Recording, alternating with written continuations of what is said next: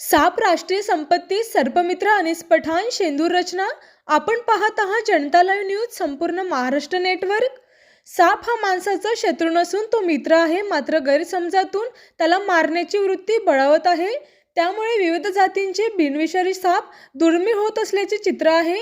या संदर्भात शेंदूर रचना येथील अनीस अजीज पठाण या सर्पमित्रांनी धानोरा येथील शिव धानोरकर यांच्या शेतामध्ये काही गुराखी ढोरं चारत असताना त्यांना अचानक विषारी साप गायीच्या कळपात शिरताना दिसले असता गायी चारणारे काही पुरुष व महिला यांनी आरडाओरड करून एकच खळबळ उडवली असता शेंदूर रचना येथील सर्पमित्र अनीस पठाण यांना माहिती मिळताच त्यांनी विषारी सापांना स्वतः जीवाची पर्वा न करता पकडून या बाबतीत ग्रामस्थांना सापाविषयी कोणता साप विषारी आहे आणि कोणता नाही यांच्याविषयी पठाण यांनी गावकऱ्यांना माहिती दिली व सापांना पकडून त्याला शिताफीने पकडून जंगलात दूर सोडून दिले।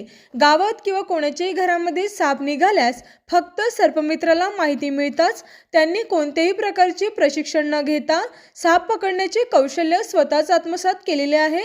आजवर पठाण यांनी असंख्य सापांना पकडून जीवनदान दिले आहे।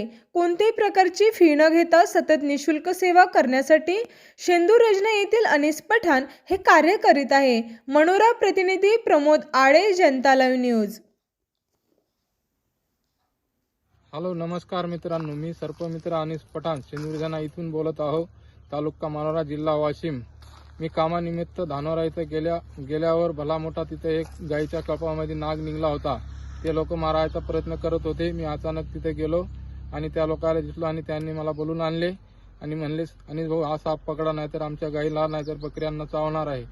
मग मी गेलो, तिथं काही व्यवस्था नसल्यामुळे मी काडीनं ते नाग धरला आणि धरून आणून जंगलामध्ये सोडून दिला।